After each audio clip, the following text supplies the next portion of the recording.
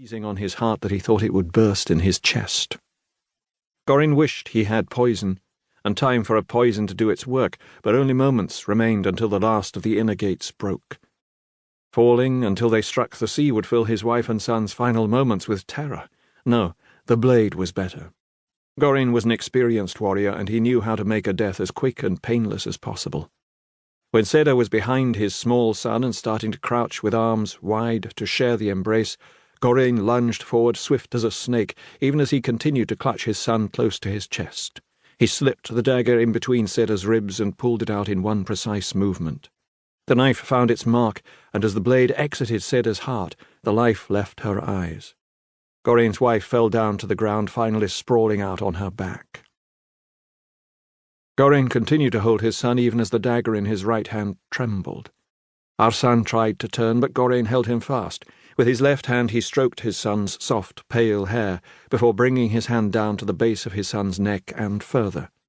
Gorin made soothing sounds as he followed the contours of his son's back, finding the right place to plunge the knife in between the shoulders and ensure the boy had as quick a death as his mother.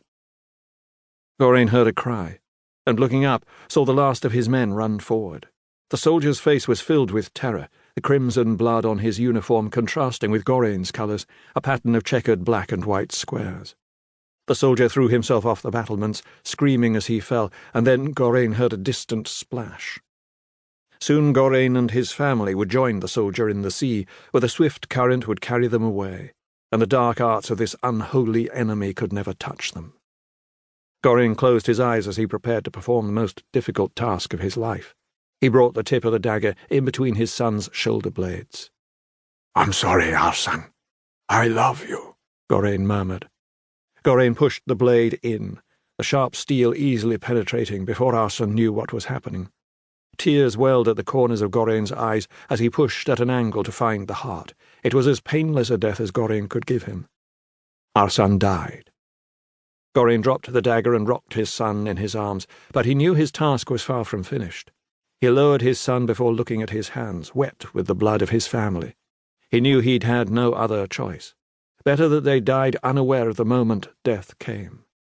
Gorin would be the only member of his family forced to look death in the eye.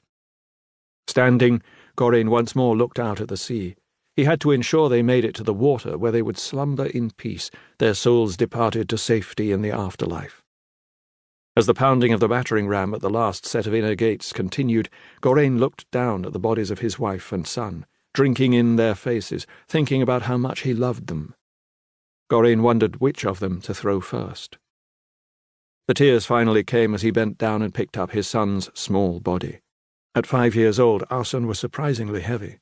Gorin carried his son's body to the battlements and once more looked down. He was confident the boy would reach the water.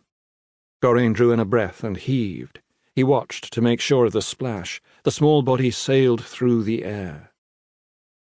Gorin's eyes widened when he saw a man in black clothing standing on the rocky shore looking up. The man's eyes met Gorin's, and then he did something incredible.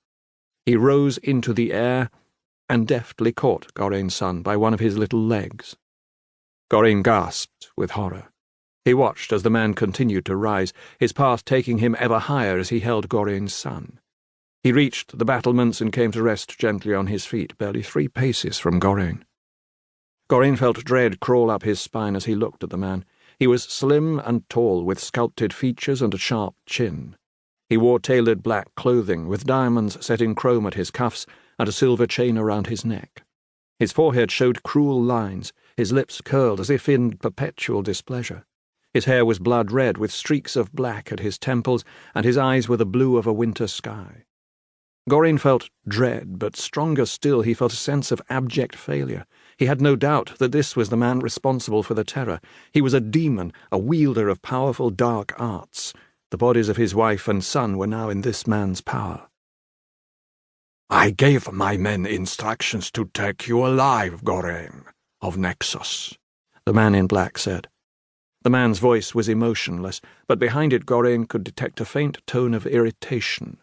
"Your dead son?" the man inquired, holding the body higher. "Unfortunate. I also gave instructions for your family to be taken alive." "Why?" Gorin said.